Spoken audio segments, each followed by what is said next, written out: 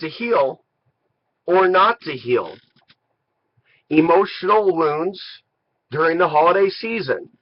That is the question we ask ourselves at this particular point in time. And it is in this video that I will state that I feel that there is nothing special about two particular days of the year, Thanksgiving and Christmas, that makes those days more important than the other 363 days of the year, even if you're a Christian. For those of you that are Christian, that are religious, most of you already know that December 25th rather, is not the real documented birthday of the man known as Jesus Christ. And of course, there are other theories that go in different directions. We're not covering those in this video, but they're out there. And it's something to consider. So why do people put so much focus on several days out of the year?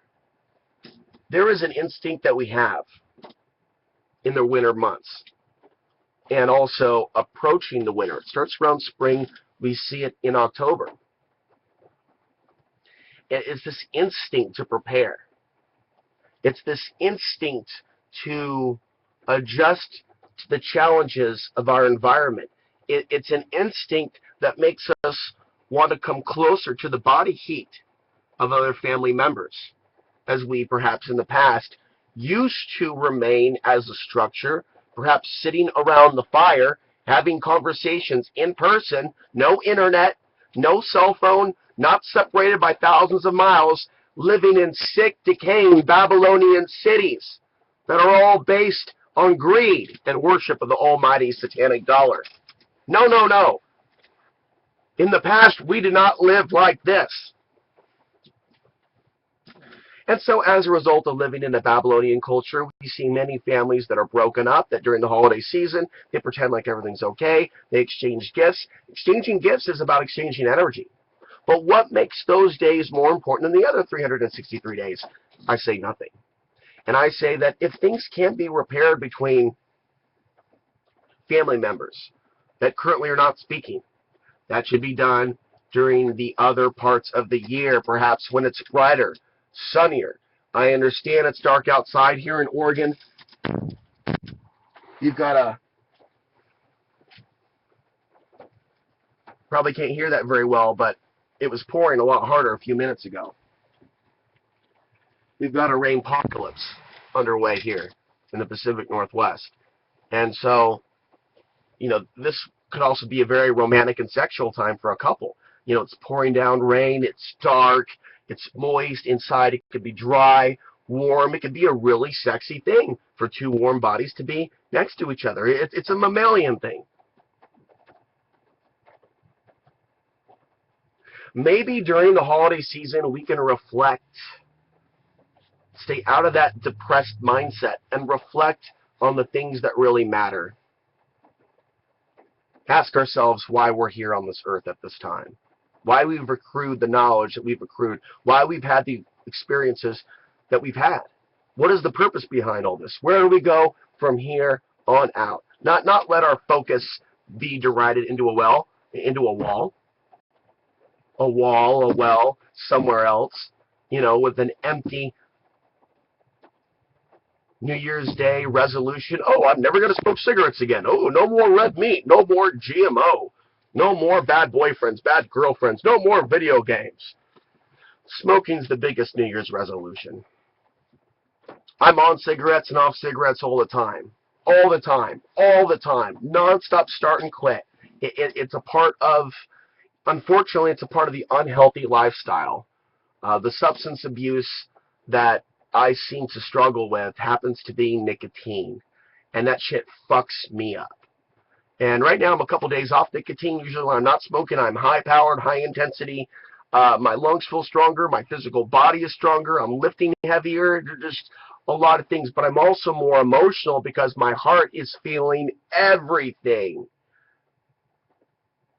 And it's during those periods where I'm not smoking, my heart is feeling everything, that I have the greatest potential to work through certain stuck emotions or feelings and cross over to the other side.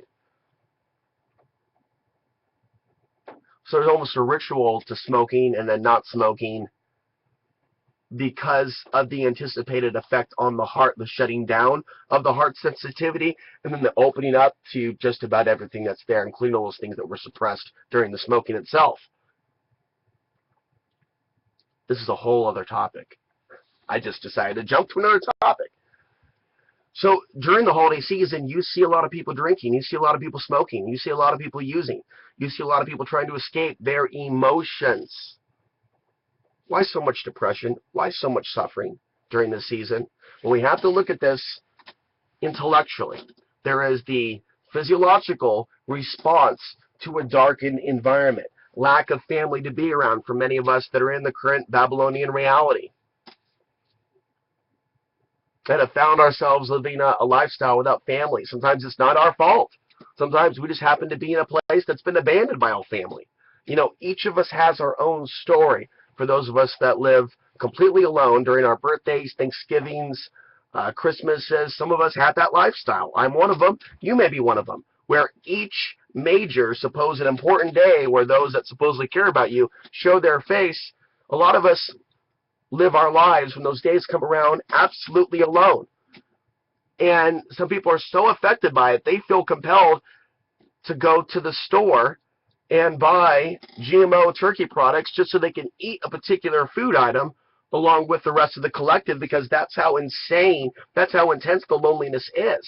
And I say, fuck that. That stuff doesn't serve me. People can do what they want to do. I don't think that it's best to even touch those sad feelings during the holiday season. I think it's important that we recognize that as a mammalian species, that our bodies have certain cravings and needs and desires. And those seem to come out during the winter months as things get darker, things get colder, and things get wetter. It's instinctual.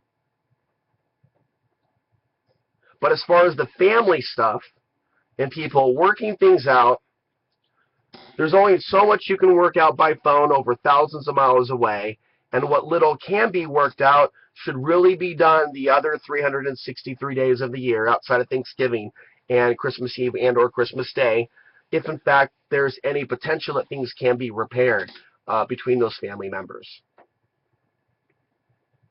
I want to conclude with this. You don't have to act any way for anybody this holiday season.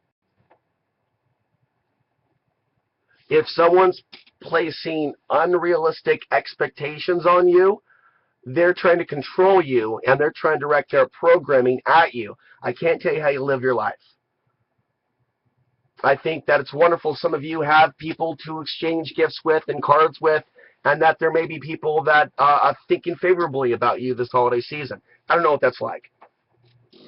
So for my own personal sanity, I will not dabble in loneliness and sadness and self-loathing, because people that stay stuck in those mentalities are mentally ill. How many birthdays, how many Thanksgivings, how many Christmases spent alone do we have to spend alone before we wake up, grow, and evolve and become stronger than those superficial things? Superficial things like society telling us that those days are more important than the other days of the year, which it's not. So my holiday message to you is simple, and perhaps I'll make more holiday videos in the future, in the next couple of days as we approach things. As we approach Christmas. Every day is a day of value. Okay, there may be certain factors in the way of you getting certain things done. There may be a blizzard. Things may be really, really hot. It may be 105 degrees. Okay, it may be raining like hell. But every day is a day to be in action, to be involved, to speak the truth, to project your love to someone else, to receive love from another human being, be it family, be it romantic, be it platonic, be it something. But every day is a day to be human, not just a few days out of the year where people get a few days off work and they get to abandon their slave jobs and huddle around other humans, around what should be a fire, but instead today is a big screen TV. What should be good, wholesome meat and protein, but today in many cases is a whole lot of GMO, a whole lot of Doritos, a whole lot of Coca-Cola, a whole lot of bad turkey.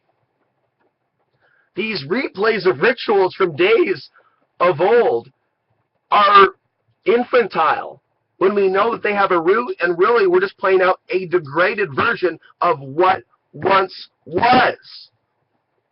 Break the cycle. Be a human being, be a conscious individual, and remember that the other 363 days of the year have just as much value as Thanksgiving and Christmas. Do something for me this year. Don't fall prey to loneliness and sadness when those days come around if you're spending those days alone. I won't. I will promise you that now. I'm going to tell the story and then I'm going to end the video. I've been single most of my life. My views have a pretty large part to play in that. But also the fact that I don't share certain value systems that some unconscious members of society happen to share. I also refuse to play any games in order to experience physical pleasure myself of the flesh. I do not play games with women. I do not play the game. I am myself all the time, regardless of whether that's popular or not. However, for a few months last year in Colorado, I did stay with a woman that was very persistent, that she give me some shelter during those winter months so I didn't have to live off the grid. This is right before going to Kansas City. This is right after living in the yurt. It's an in-between reality between the yurt and Kansas City, and it's called Trinidad, Colorado. And I stayed with a woman named Kimberly who had more mental health issues than I was aware of, with a big bag of pharmaceutical drugs. And there was a friendship between us because she was the only woman that reached out to me in that particular region of Colorado during that time. And so there was some hanging out between us. There was some visiting of New Mexico. And so it was hanging out with one of my few friends in that region. And certainly my only female friend. So obviously there's going to be a friendship built upon that. She had a pretty extreme meltdown last Christmas because she had lost her mother a year prior. And even though there was a lot of pain associated with it, I watched a human being that had a pharmaceutical drug problem create her own life crisis to the point where mental health professionals could have been involved, although I don't think that we really need mental health professionals. Sometimes we just need to calm the fuck down and stop freaking out and stop making a drama scene out of it. But she built up quite a drama scene and then began to emotionally torture me because she was in pain, because she was expecting this pain on this day of Christmas, and because I wasn't feeding her emotional needs that apparently were through the chart. You know, there was a lot of expectations that all of a sudden manifested that day, and it was scary. And that was the day I left, because all of a sudden I found myself at the end of someone else's verbal abuse in a way that I had never experienced in my life in a romantic sense with another woman.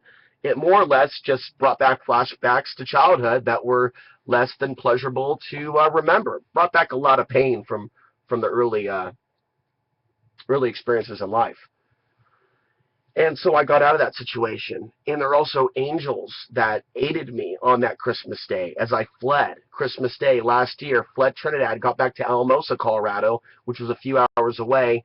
And there were several angels or human beings, angels in human beings, that were there to get me to Alamosa. And it's kind of a longer story. If you want to hear the full story, go back in my YouTube channel and type in A Tale of 3 or 4 Angels. A Tale of 4 Angels, I believe. And I'm talking about the synchronicities that were at play that Christmas Day of 2013 to get me away from that insane lady and to get me into a better place. And I saw the angels work. In a matter of time, I was in a safer place. And then I was off to visit a friend in Kansas City. And you know the rest of the history from here on out. And then I was back in Portland on March 19th of 2014. So I've seen what Christmas can do to certain people. And you've seen what Christmas can do to certain people, and New Year's Eve and Thanksgiving, and you know, the addiction and people taking an extra handful of pills to deal with that surge of pain.